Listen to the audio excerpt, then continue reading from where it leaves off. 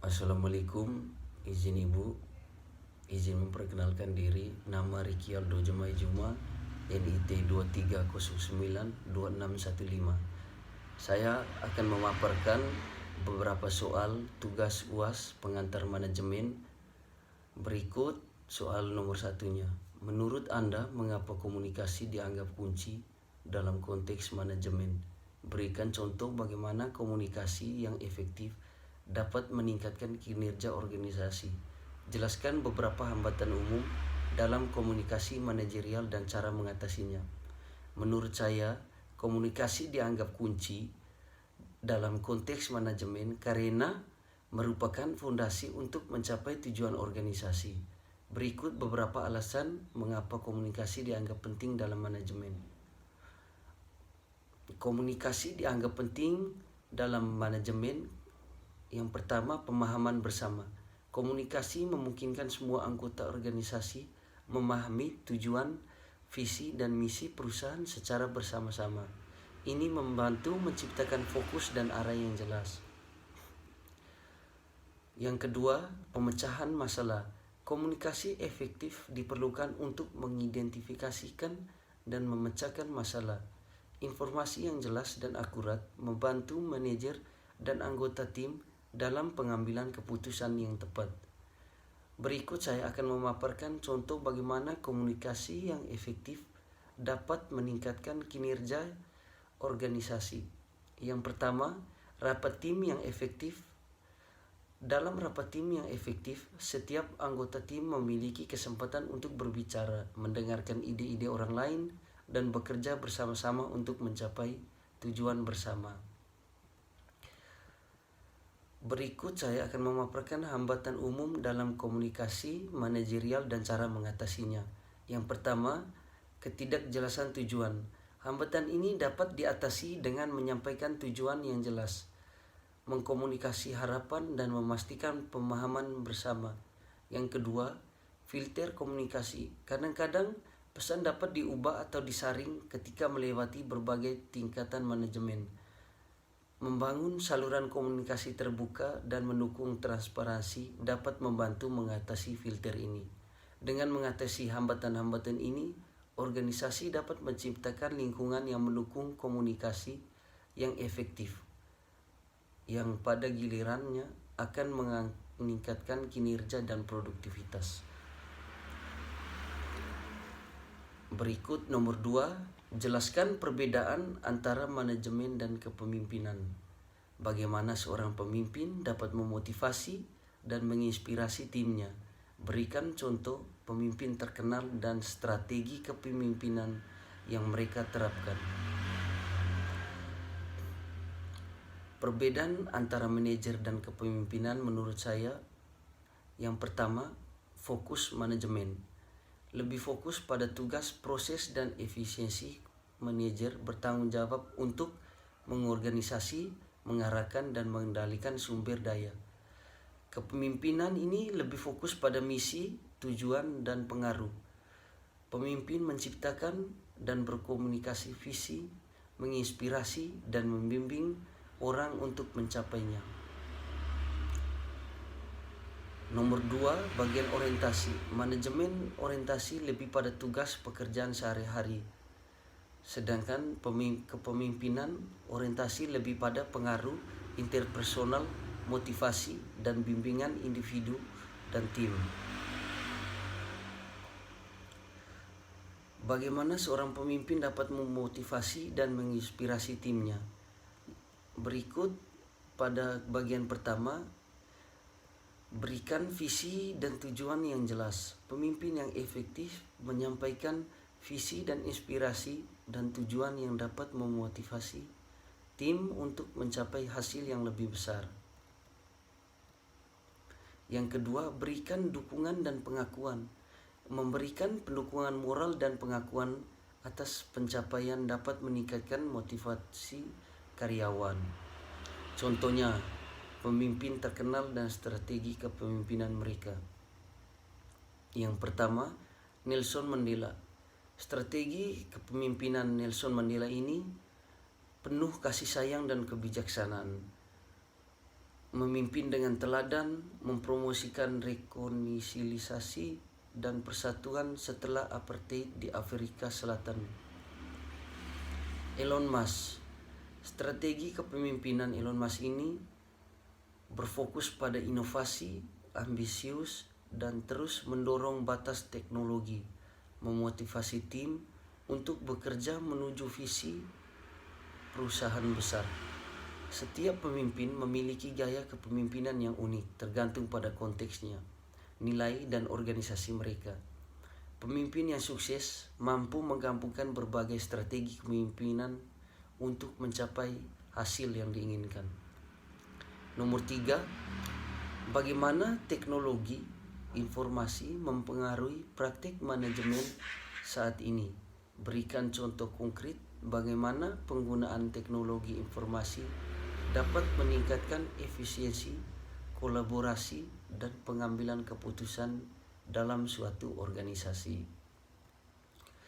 Menurut saya, teknologi informasi IT memiliki dampak signifikan pada praktik manajemen saat ini karena ada beberapa contoh konkret bagaimana penggunaan teknologi informasi dapat meningkatkan efisiensi, kolaborasi, dan pengambilan keputusan dalam suatu organisasi. Yang pertama, sistem manajemen proyek atau biasa disebut project management system. Efisiensi penggunaan platform manajemen proyek seperti Jira, Trello, atau Asana memungkinkan manajer untuk mengelola tugas, menetapkan tenggat waktu, dan mengawasi kemajuan secara real time. Ini meningkatkan efisiensi perencanaan dan pelaksanaan proyek. Yang kedua, komunikasi dan kolaborasi online. Platform kolaborasi seperti Microsoft Slack atau Google Workspace memungkinkan tim untuk berkomunikasi, berbagai file, dan bekerja bersama secara efisiensi. Terlepas dari lokasi fisik mereka, hal ini mendukung kolaborasi antara tim yang berbeda atau anggota tim bekerja secara distribusi. Penggunaan teknologi informasi ini tidak hanya meningkatkan efisiensi operasional, tetapi juga memberikan organisasi kemampuan untuk beradaptasi dengan perubahan cepat dan bersaing di pasar semakin dinamis. Yang keempat, berikan analisis SWOT pada perusahaan penerbangan dan berikan strateginya. Analisis SWOT ini dia berkaitan dengan kerangka kerja yang digunakan untuk mengevaluasi kekuatan, kelemahan, peluang, dan ancaman yang dihadapi oleh suatu organisasi atau perusahaan. Berikut adalah contoh analisis SWOT untuk perusahaan penerbangan beserta beberapa strategi yang mungkin diterapkan. Yang pertama, bagian kekuatan. Rute penerbangan yang luas mempunyai strategi meningkatkan pemasaran untuk menyoroti keberagaman rute dan koneksi, menarik penumpang dengan kemudahan perjalanan. Yang kedua, flora pesawat modern. Strategi terus berinvestasi dalam teknologi penerbangan untuk meningkatkan efisiensi dan layanan serta meminimalkan dampak lingkungan. Weakness ini kelemahan, ketergantungan pada bahan bakar, strategi pengeksplorasi alternatif energi, dan melakukan diversifikasi untuk mengurangi dampak fluktuasi harga bahan bakar. Berikut pada nomor yang keempat, analisis SWOT pada perusahaan penerbangan dan berikan strateginya. Menurut saya, analisis SWOT adalah kerangka kerja yang digunakan untuk mengevaluasi kekuatan, kelemahan, peluang, dan ancaman yang dihadapi oleh suatu organisasi atau perusahaan. Berikut adalah contoh analisis SWOT untuk perusahaan penerbangan beserta beberapa strategi yang mungkin diterapkan. Yang pertama, kekuatan. Rute penerbangan yang luas meningkatkan pemasaran untuk menyoroti keberagaman rute dan koneksi menarik penumpang dengan kemudahan berjalan. Poin yang kedua, flota pesawat modern. Strategi terus berinvestasi dalam teknologi penerbangan terbaru untuk meningkatkan efisiensi dan layanan serta meminimalkan dampak lingkungan. Yang kedua, kelemahan. Poin yang pertama, ketergantungan pada bahan bakar. Pengeksplorasi alternatif energi dan melakukan diversifikasi untuk mengurangi dampak fluktuasi harga bahan bakar. Poin yang kedua, biaya operasional tinggi. Pengoptimal proses operasional melakukan negosiasi dengan pemasok dan mencari efisiensi biaya di seluruh rantai pasokan. Yang ketiga, peluang. Poin yang pertama, meningkatkan permintaan penerbangan global, pengeksplorasian ekspansi ke pasar baru, menambah rute atau meningkatkan kapasitas untuk memenuhi permintaan yang meningkat. Yang kedua, teknologi penerbangan terbaru. Berinvestasi dalam pesawat dan teknologi penerbangan yang lebih efisien untuk meningkatkan kinerja dan menarik penumpang yang mencari kenyamanan dan keamanan. Yang terakhir, ancaman. Poin yang pertama, fluktuasi harga bahan bakar. Strategi penerapan lingkungan dinilai terhadap fluktuasi harga bahan bakar serta melakukan diversifikasi sumber energi. Poin yang kedua, regulasi penerbangan yang ketat. Berpartisipasi dalam dialog dengan regulator, mematuhi standar keamanan, dan bekerja dengan asosiasi penerbangan untuk mengaruhi kebijakan yang mendukung pertumbuhan industri.